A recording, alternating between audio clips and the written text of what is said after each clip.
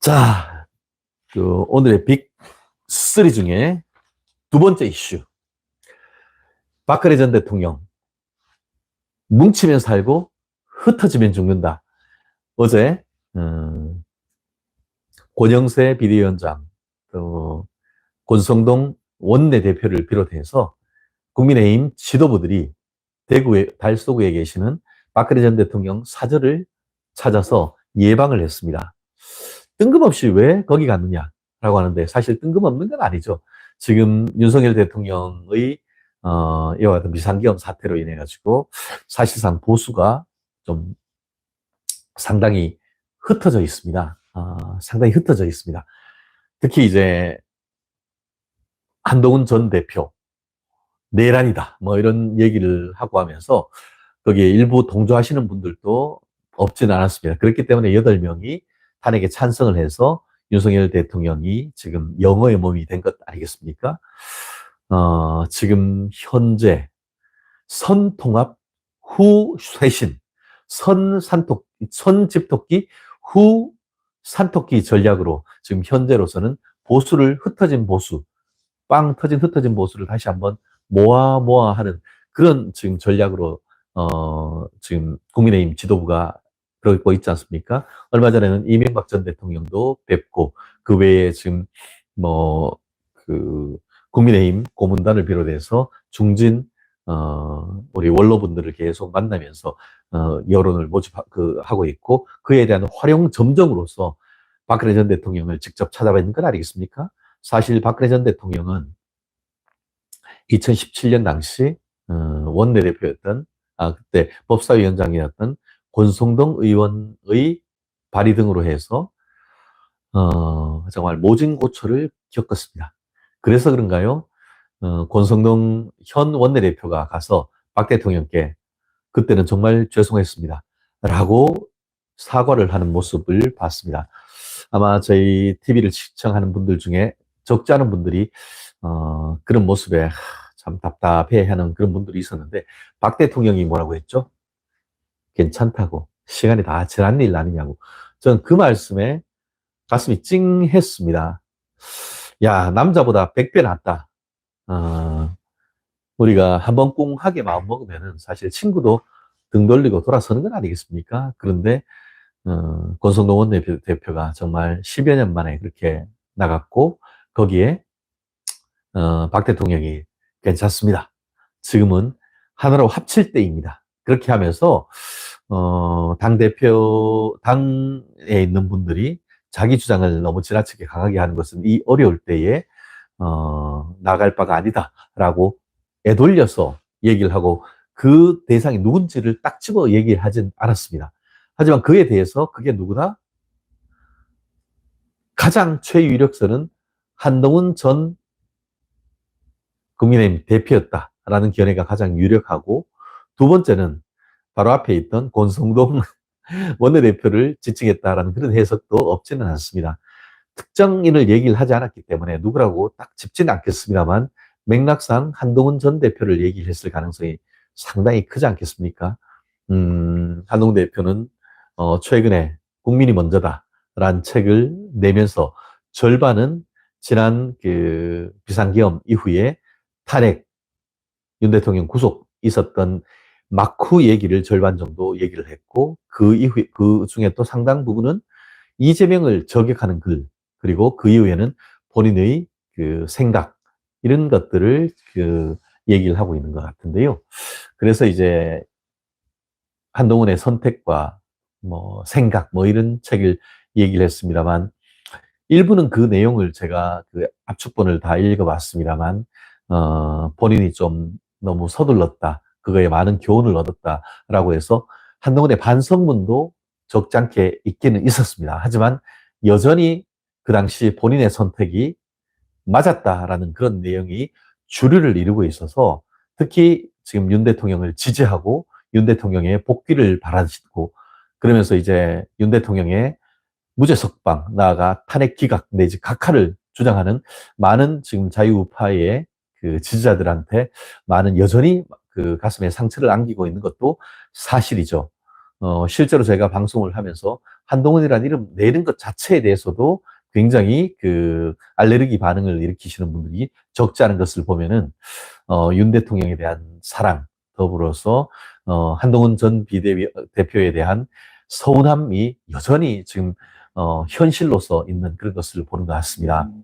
박근혜 전 대통령도 실제 그 대상을 얘기를 안 했지만 애둘러서 지금, 어, 국민의힘이 내부적으로 분열될 것이 아니고, 그리고 조기 대선을 생각하면서 자기 이익속만 챙길 것이 아니고, 실질적으로 윤석열 대통령의 어떻게 보면은 컴백을 위해서 힘을 모아달라는 그런 의지의 표현을, 자유민주적 기본질서를 지향하는 사람들한테 확실한 메시지를 보낸 것 아니겠습니까?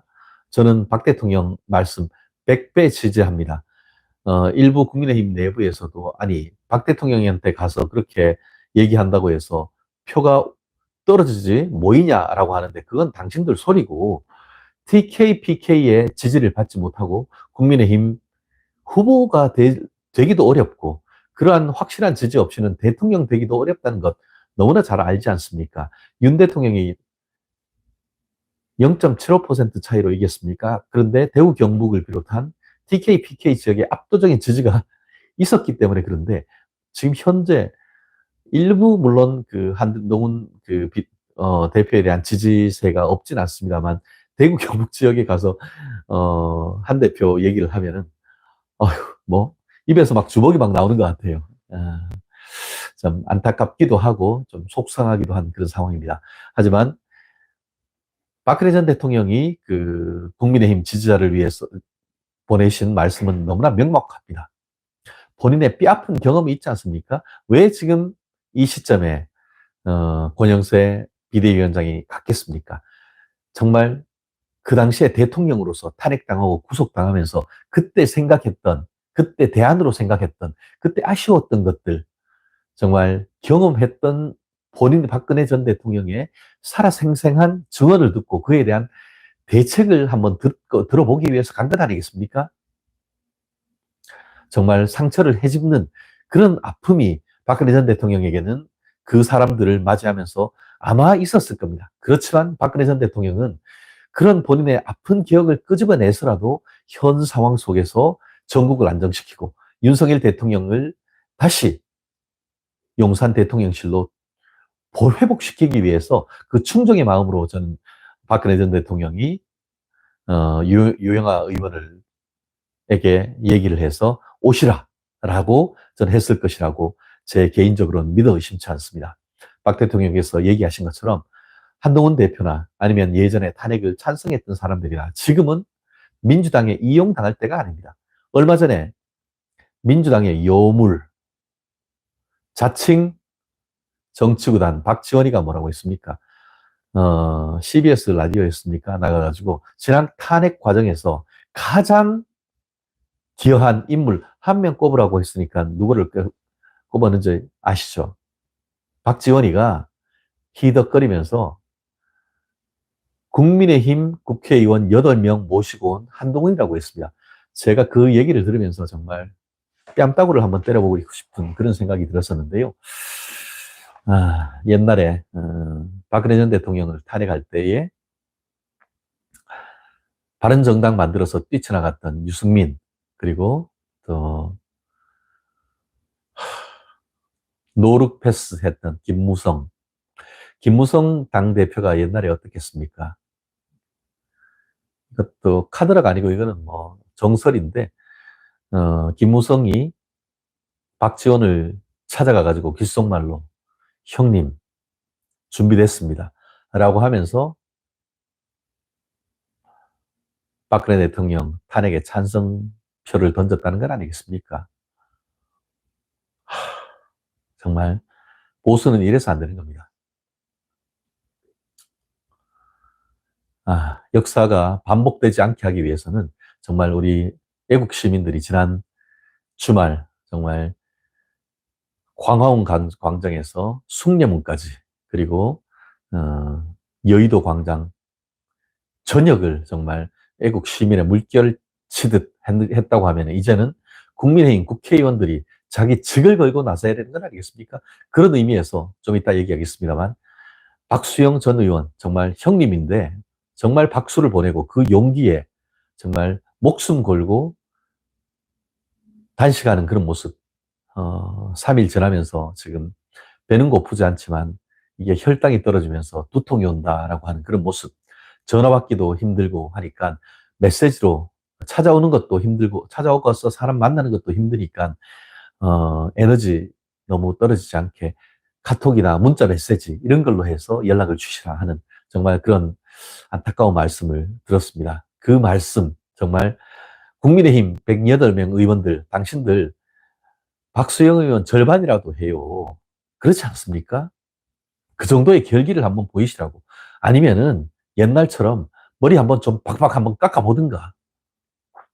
그런 결기도 없이. 아니, 전환길은 60억 연봉을 벌였어요.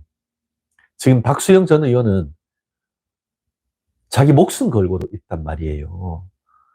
나머지 107명 국민의힘 국회의원들, 당신은 뭘 거야? 뭘 걸 겁니까? 아, 정말. 그렇습니다.